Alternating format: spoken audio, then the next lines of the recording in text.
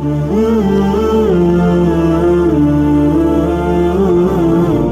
2000 BC کی بات ہے کہ جب طوفان نوح کی تباہی کے بعد اللہ تعالیٰ نے سرزمین عرب پر ایک ایسی قوم پیدا فرمائی جو دنیا میں سب سے زیادہ طاقتور، مضبوط اور توانا افراد پر مشتمل تھی۔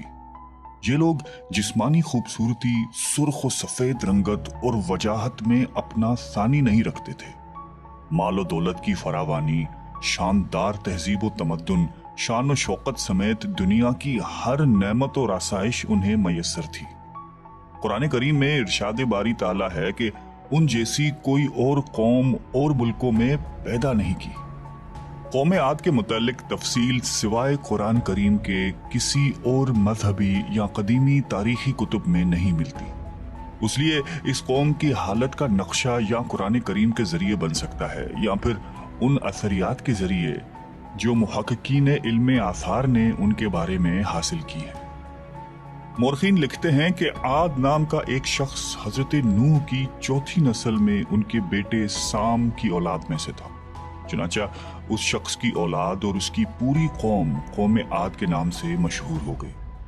وہ اعرابی تھے جو بہت لمبے اور مضبوط ستونوں پر قائم کردہ عالی شان محلات میں رہا کرتے تھے۔ قرآن کریم نے انہیں ارم ذات العماد یعنی ستونوں والے کے نام سے یاد کیا ہے۔ ارم ان کا بہت خوبصورت شہر تھا جس کے آثار 1984 میں خلائی شٹر چیلنجر کی مدد سے دریافت کیے گئے ہیں۔ یہ علاقہ آج کل عمان کا حصہ ہے۔ بحریہ عرب اور بحر احمر کے درمیان عمان، حضرموت، بحرین اور مغربی یمن تک ایک وسیع صحرا ہے جسے صحرائے الاحقاف کہتے ہیں۔ یہ دنیا کے عظیم صحراؤں میں سے ایک ہے جس کا رقبہ ایک محتاط اندازے کے مطابق 65 لاکھ مربع میٹر ہے۔ اس صحرا میں سفید اور باریک ریت کے ہزاروں فٹ اونچے پہاڑ نما ٹیلے ہیں جہاں کوئی بھی چیز پھینکی جائے تو منٹوں میں غائب ہو جاتی ہے۔ کسی زمانے میں یہ دنیا کا سرسبز و شاداب علاقہ تھا اور وہاں یہ قوم عاد آباد تھی۔ آج یہ بھیانک صحرا اللہ تعالیٰ کی کھلی نشانیوں میں سے ایک اور اہل زمین کے لیے جائے عبرت ہے۔ قرآن کریم میں ارشاد باری تعالیٰ ہے کہ وہ ارم جو ستونوں والے تھے جن کی مانند کوئی قوم ملکوں میں پیدا نہیں کی گئی۔ بعض مفسرین نے لکھا ہے کہ ارم عاد کے دادا کا نام تھا جیسا کہ ان کے شجرہ نسب میں بیان کیا گیا تھا۔ ڈاکٹر اسرار احمد تحریر فرماتے ہیں کہ عام مورخین کا خیال ہے کہ ارم قوم عاد کے شاہی خاندان کا لقب تھا۔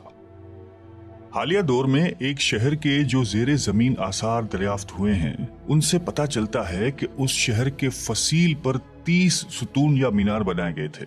کہا جاتا ہے کہ یہ شہر شداد نے خصوصی اہتمام کے ساتھ بسایا تھا جو اس قوم کا بہت بڑا بادشاہ تھا۔ قد و قامت اور جسمانی قوت کے لحاظ سے دنیا میں اس کا کوئی ثانی پیدا نہیں ہوا۔ اس طرح اس قوم نے جس معیار اور جس انداز کی تعمیراتیں کی، ایسی تعمیرات اس سے پہلے دنیا میں کبھی کسی قوم نے نہیں کی۔ شاید اسی لیے یہ جگہ شداد کی جنت ارضی کے نام سے تاریخ میں مشہور ہے، تاکہ لوگ آخرت کی جنت کے بدلے اس نقد جنت کو اختیار کر لیں۔ مگر جب یہ عالی شان محلات تیار ہو گئے اور شداد نے اپنے روسائے مملکت کے ساتھ اس میں جانے کا ارادہ کیا تو ان پر اللہ تعالیٰ کا عذاب نازل ہوا اور وہ سب ہلاک ہو گئے اور وہ محلات بھی مسمار ہو گئے۔ اس اعتبار سے اس آیت میں قوم عاد پر آئی ایک خاص عذاب کا ذکر ہوا ہے جو شداد بن عاد اور اس کی بنائی ہوئی جنت پر نازل ہوا۔ ایک اور روایت کے مطابق عاد کے بیٹے شداد نے جب جنت کے نام اور خصوصیات سے متعلق سنا تو اس نے زمین پر ایسی ہی جنت بنانے کا ارادہ کیا اور عدن کے کسی صحرا میں تعمیرات کا کام شروع کر دیا اور مسلسل 300 برس کی شب و روز کی محنت کے بعد دنیا میں ایک خوبصورت جنت بنا دی جس میں شاندار محلات بھی تھے اور نہریں اور آبشار بھی۔ شداد کی عمر 900 سال ہو چکی تھی۔ ایک دن اس نے قوم عاد کے لوگوں کو جنت کے دیدار کی دعوت دی۔ وقت مقررہ پر وہ اپنے لوگوں کے ساتھ جنت کی جانب روانہ ہوا۔ ابھی شہر ارم کے عالی شان دروازے کے قریب ہی پہنچا تھا کہ رب ذوالجلال کے عذاب نے آ گھیرا۔ यूं शद्दाद अपनी जन्नत के साथ जमीन में ही जिंदा दफन हो गया। तूफान नूह के बाद कौम आद ही वो पहली कौम थी जो बुतों के पुजारी बने। अल्लामा जलालुद्दीन स्यूती अपनी तफसीर में तहरीर करते हैं कि कौम आद निहायती जोरावर और बहादुर कौम थी। वो सब बुत परस्त थे। मुख्तलिफ कुतुब में उनके बुतों के मुख्तलिफ नाम बयान किए गए हैं। कुछ ने बुतों के नाम सदा, समूद और हिरा बताए हैं। मौरखीन की राय के मुताबिक उनके माबूद भी कौम नूह की तरह पत्थर के 5 बुत यानी वद, सवा, यगूस, यऊक और नसर ही थे। कुफ्र और शिर्क के समंदर में गर्क कौम आद की बदएमालियां जब अपनी इंतहा को पहुंच गईं, तो अल्लाह ताला ने उन्हीं के कौम के एक नेक और साले बंदे को उन पर पैगंबर बनाकर मबूस फरमाया। हजरत हूद कौम आद की सबसे मुअज़्ज़ज़ शाख खुलूद के एक खूबसूरत और वजी शख्स थे। हजरत हूद अलैहिस्सलाम ने उनसे कहा कि भाइयों, एक अल्लाह ही की इबादत करो, उसके सिवा कोई तुम्हारा माबूद नहीं। कौम आद के सरदारों ने जवाब दिया कि तुम हमें अहमक नजर आते हो और हमारी नजर में तुम झूठे हो। हजरत हूद ने कहा कि मैं रब्बुल आलमीन का पैगंबर हूं और अल्लाह का पैगाम तुम तक पहुंचाता हूं। कहने लगे, तुम हमारे पास उसलिए आए हो कि हम अपने उन महबूदों को छोड़ दें जिन्हें हमारे बाप दादा पूजते थे और सिर्फ एक अल्लाह की इबादत करें। अगर तुम सच्चे हो तो जिस अजाब से हमें डराते हो वो ले आओ। हजरत हूद मुसलसल 50 बरस या उससे भी ज्यादा वाज़ व नसीहत करते रहे। कभी उन्हें अल्लाह की अता करदा नेमतें याद दिलाते, तो कभी अजाब इलाही से डराते, कभी तूफान नूह की होलनाकियों का जिक्र फरमाते, लेकिन वो गुरूर और तकब्बुर में अंधे और बहरे बने रहे। उन्हें अपनी ताकत पर बड़ा घमंड था। इरशाद बारी ताला है कि कौम आद नाहक मुल्क में गुरूर करने लगी और कहने लगी कि हमसे बढ़कर कुव्वत में कौन है। कौम आद के 13 खानदान थे। अमान से लेकर यमन तक एक तवील इलाके में उनकी बस्तियां थीं। सरसब्ज व शादाब खेत व खलियान, फलों फूलों से लुदे हुए बागात, मीठे पानी की बल खाती नहरें, खूबसूरत आबशारें और तंदुरुस्त व तवाना कवी, मजबूत और कदावर जिसामतें, इन्हीं सब नेमतों ने उन्हें शदीद घमंड में मुब्तला कर रखा था। हजरत हूद अलैहिस्सलाम ने अपनी कौम को राह रास्त पर लाने के लिए बड़ी जदोजहद की, लेकिन कौम आद आपको जादूगर और सहरज़दा शख्स ख्याल करते थे कि जिन्हें उनके पत्थर के बातिल खुदाओं ने दीवाना बना दिया था।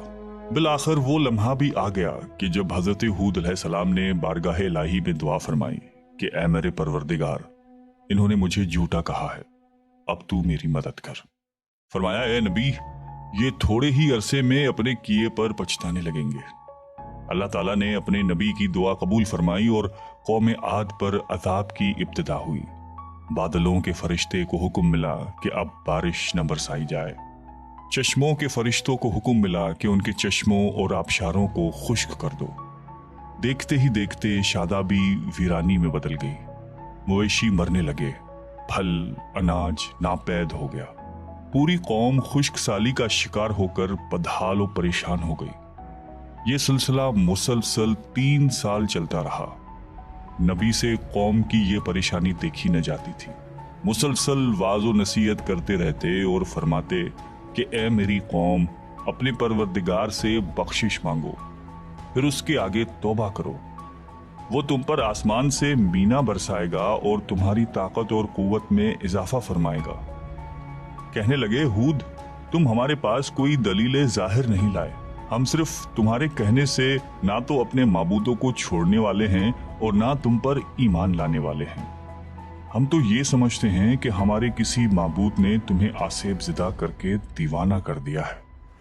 उस जमाने में ये दस्तूर था कि कौमों को जब कोई मुश्किल आ घेरती तो वो बैतुल्लाह शरीफ जाकर अल्लाह के आगे आहुजारी करते और उनकी मुश्किल रफा हो जाती। यानी काफिर कौमें भी इस हकीकत को तस्लीम करती थीं कि इस अर्ज़ो समा की मालिक एक लाफानी कुव्वत मौजूद है। चुनांचा कौम आद के 70 सरकर्दा अफराद मक्का मुकर्रमा पहुंचे, जहां मुआविया बिन बकर की हुकूमत थी। मुआविया की मां का ताल्लुक कौम आद से था। मुआविया ने उनकी खूब आवभगत की। वो लोग 1 माह तक वहां रहे और बारिश के लिए दुआएं मांगते रहे। دعا کروانے والے سردار کا نام قیل بن عنبر تھا۔ اللہ تعالیٰ نے ان پر 3 رنگوں کے بادل بھیج دیے، سفید، سرخ اور سیاہ۔ پھر آسمان سے ندا آئی کہ ان میں سے ایک کو منتخب کر لو۔ قیل نے سیاہ بادل کو پسند کر لیا کیونکہ وہ خوب بارش برسانے والا تھا۔ پھر ندا آئی کہ تو نے ہلاکت اور تباہی کو پسند کر لیا ہے۔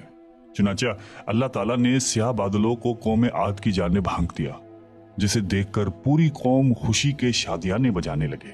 ارشاد باری تعالیٰ ہے کہ جب انہوں نے اس عذاب کو دیکھا جو بادل کی صورت میں ان کے میدانوں کی طرف آ رہا تھا تو کہنے لگے یہ تو بادل ہے جو ہم پر برس کر رہے گا۔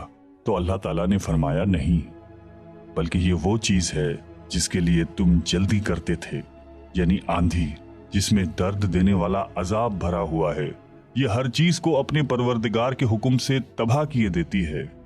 گناہگار لوگوں کو ہم اسی طرح سزا دیا کرتے ہیں۔ اللہ تعالیٰ نے یہ عذاب 7 رات اور 8 دنوں تک مسلسل جاری رکھا۔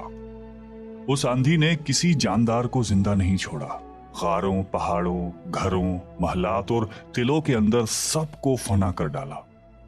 حضرت ابن عمر رضی اللہ تعالیٰ عنہ سے مروی ہے کہ آپ علیہ السلام نے فرمایا کہ وہ آندھی جس کے ذریعے قوم عاد ہلاک ہو گئی تھی، اللہ تعالیٰ نے ان کے اوپر صرف انگوٹھی جتنی جگہ کی مثل ہوا کھولی تھی۔ اللہ تعالیٰ نے اس خوفناک آندھی سے حضرت ہود علیہ السلام اور ان کے ساتھیوں کو محفوظ رکھا۔ ایک مرتبہ حضرت عائشہ صدیقہ رضی اللہ تعالیٰ عنہا نے آپ علیہ السلام سے دریافت کیا کہ یا رسول اللہ، لوگ تو بادل دیکھ کر خوش ہوتے ہیں کہ اب بارش ہوگی، لیکن آپ کے چہرے مبارک پر تشویش کے آثار نظر آتے ہیں۔